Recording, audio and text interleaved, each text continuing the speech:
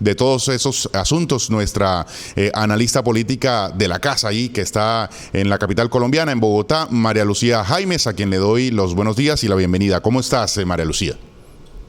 Hola Jair, muy bien, buenos días, ¿cómo están?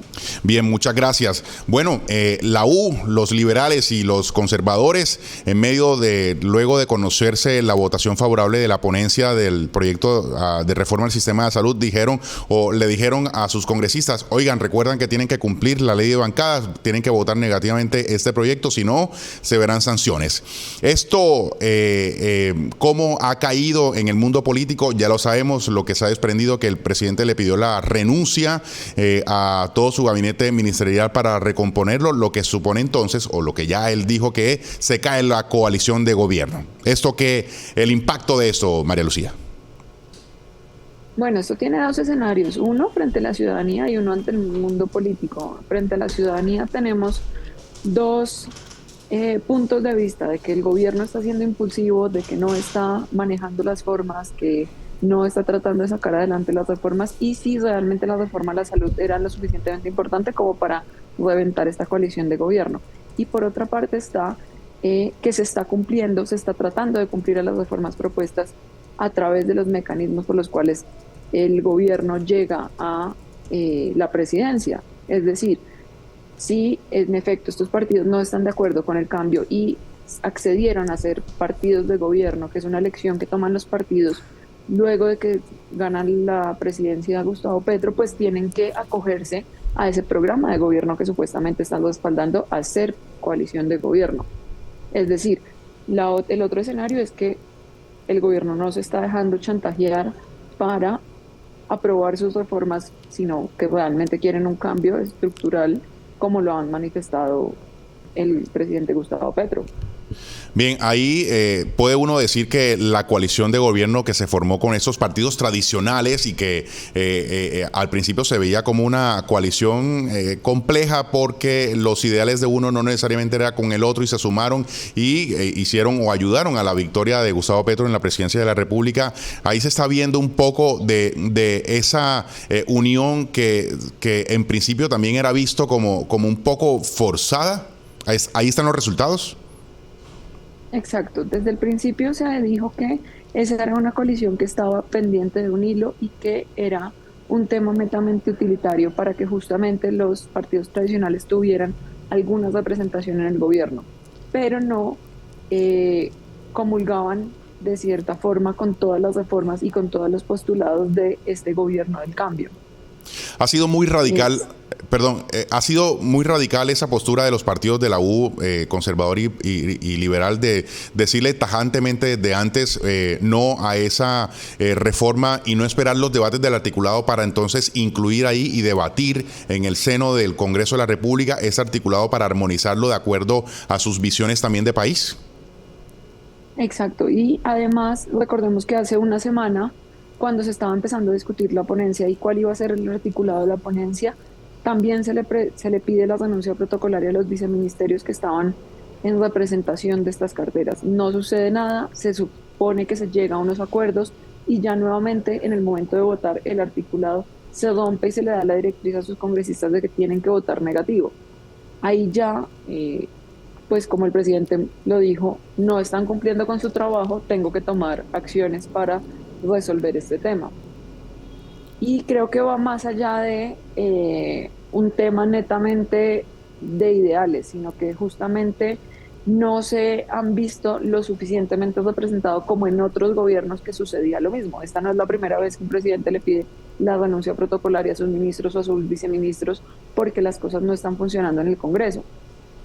Entonces sí, y estamos en una coyuntura en la cual ahorita el 20 de julio nuevamente cambian las mesas directivas en el Congreso. Vemos que Cambio Radical ya se declaró de independencia, oposición. Entonces tienen que reformarse también los acuerdos que se habían llegado el año pasado para ver cómo va a ser la representación de esos partidos, no solo en los ministerios, sino también en el legislativo, para ver cómo van a avanzar el resto de las reformas. Un gobierno de izquierda como es el actual de Gustavo Petro, una izquierda que llega por primera vez al poder en Colombia, ¿cómo recupera, si algún momento la tuvo en esos 8 meses que lleva de gobierno, la gobernabilidad para justamente impulsar o darle trámite positivo a sus reformas? Pues ayer vimos que la votación del informe de la ponencia, no del articulado, sino el informe de la ponencia, gana por 2 votos. Entonces, eso quiere decir que hay congresistas que sí quieren apoyar este tipo de reformas, independientemente que lo hagan por un tema ideológico o por un tema de representatividad en algún escenario, sino que sí se pueden lograr los votos sin que haya la directriz de los presidentes de los partidos. Hoy vemos como 18 de los congresistas del Partido Liberal salen a decir como, hey, espérate, César Gaviria, que no estás teniendo en cuenta nuestras opiniones al interior, o sea, no todo puede ser sancionatorio mediante las bancadas, entonces no estamos ante un escenario netamente democrático al interior de los partidos políticos, entonces creo que ahí también es un escenario, una oportunidad de mejora para que ellos logren fortalecer sus democracias internas y que la opinión de cada uno de los representantes y senadores esté tenida en cuenta también en las posturas que se van a tomar y no solamente los directores o los presidentes de los partidos. María Lucía, yo sé que tú no eres abogada, pero por supuesto tienes información sobre particular. ¿De verdad estarían los congresistas que se aparten de la decisión de bancada, de la decisión de sus partidos, estarían violando esa ley de bancada? ¿Ellos están obligados a cumplirla, a obedecer la directriz del partido, de la dirección del partido? ¿O cada congresista en su libre derecho a legislar como individuos, como representantes, como legislador, pueden hacer, pueden tener una decisión libre independientemente de la directriz del partido? De acuerdo con la ley de bancadas, si existe una postura oficial del partido, los congresistas deben seguirla, a no ser que manifiesten algún tipo de objeción allí de conciencia, puede ser. De objeción de conciencia, de objeción moral, de que no estén de acuerdo cómo se toma la decisión. En ese caso, ellos tienen que manifestarlo ante la dirección de su diferente partido y con base en los estatutos internos se tomarán las decisiones. Pero eso ya es un tema más de cómo están los estatutos reglamentados en cada partido.